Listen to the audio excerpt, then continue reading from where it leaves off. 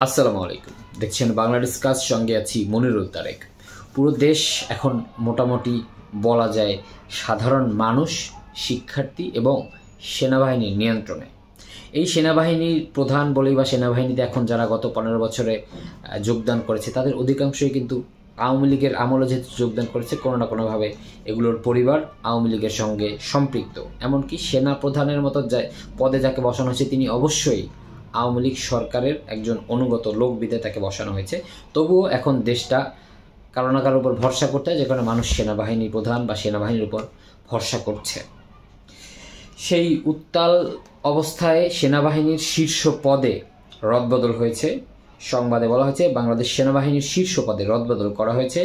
মঙ্গলবার আইএসপিআর থেকে পাঠানো এক বিজ্ঞপ্তিতে এ তথ্য জানানো হয়। বিজ্ঞপ্তিতে বলা হয়, মেজর জেনারেল জিয়াউল আহসানকে চাকরি থেকে অব্যাহতি এবং লেফটেন্যান্ট জেনারেল মোহাম্মদ সাইফুল আলমকে পররাষ্ট্র মন্ত্রণালয়ে ন্যস্ত করা হয়েছে। সাইফুল আলম সম্পর্কে আমি জানি না, কিন্তু জিয়াউল আহসান ব্রিগেডিয়ার জেনারেল থাকা অবস্থায় তিনি ছিলেন র্যাবের অতিরিক্ত মহাপরিচালক ছিলেন। এরপর NTMC, national telecommunication monitoring centre, যেখানে এই যে আমি ফেসবুকে ভিডিও দিলাম, ফেসবুক, ইউটিউব, হোয়াটসঅ্যাপ সব কিছু নিয়ন্ত্রণ করা হয়, মানে মনিটরিং করা হয়। আপনি আমরা যা করছি, যা পোস্ট করছি, যা কথা বলছি সব তিনি দেখতে পান। তার ওই মনিটরিং সেন্টারে বসে নিয়ন্ত্রণ করেন, জানেন, শোনেন, এবং যখন মনে করেন যে তার ইচ্ছে হয়েছে সে সেটাকে ভাইরাল করে দেন, সে সেটা মানুষের মধ্যে ছড়িয়ে দেন, সে সেটা সরকারকে দিয়ে সহযোগিতা করে হয়রানি করেন সাধারণ মানুষকে।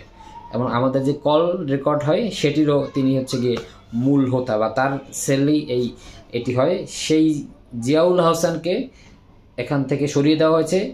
ও শুধু এখন তিনি যেটা করছেন এনটিএমসিতে সেটা তো করছেনই, এর বাইরে তিনি র্যাবে যখন অতিরিক্ত মহাপরিচালক ছিলেন, নারায়ণগঞ্জের 7 খুন এবং এই যে শাপলা চত্বরে যে ঘটনা ঘটেছিল হেফাজতের সঙ্গে, এই সব কিছুর মাস্টার মাইন্ড। এবং তিনি প্রকাশ্যে, মানে তার যে মহল, সেখানে বলে বেড়ান যে তিনি অন্তত 500 মানুষকে তিনি ক্রস ফায়ার করেছেন সরকারের পক্ষ নিয়ে।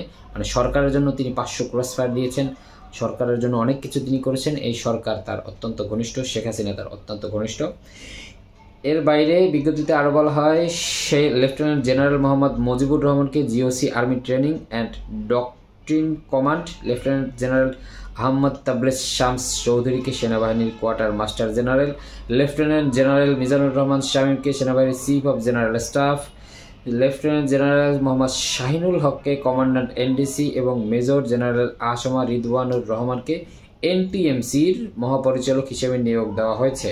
তবে এই কর্মকর্তারা কোথায় নিয়োগ পেয়েছেন সেটি এখানে উল্লেখ আছে, কিন্তু তারা কোথায় ছিলেন এখানে এই পদায়নের আগে, বদলির আগে, সেটি এখানে উল্লেখ নেই। তবে তারা নিশ্চয়ই অনেক গুরুত্বপূর্ণ জায়গায় ছিলেন, যে কারণে তাদেরকে এক জায়গা থেকে অন্য জায়গায় বদলি করা হয়েছে।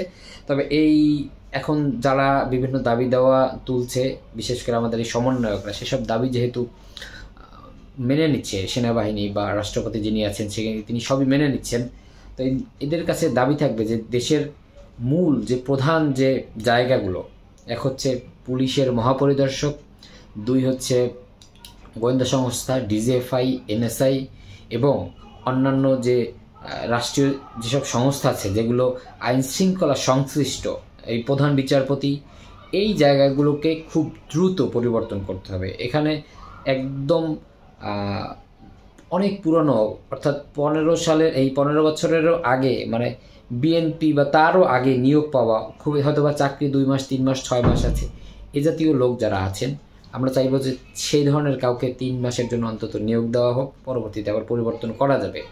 কারণ এই বর্তমানে যারা বিভিন্ন উচ্চপদস্থ সর্বোচ্চ পদে আছেন বিভিন্ন সংস্থার, তারা সবাই এই সরকারের সময়ে যেহেতু নিয়োগ পেয়েছেন বলতে এইসব পদে পদায়ন হয়েছেন। সুতরাং শেখ হাসিনা তার অনুসারী, তার অনুগত লোক ছাড়া তো এইসব জায়গায় কাউকে বসায়নি। সুতরাং এই পদগুলো যেন অন্তত খুবই দ্রুত খালি করে এখানে মানে সবার কাছে গ্রহণযোগ্য, অর্থাৎ বাহিনীর মধ্যেই সবার কাছে গ্রহণযোগ্য ব্যক্তিবর্গকে এইসব পদে বসানো হয়। এটির ব্যবস্থা যেন এই সমন্বয়করা খুব দ্রুতই একটা দাবি তোলে এই সেনাবাহিনীর কাছে এবং রাষ্ট্রপতির কাছে।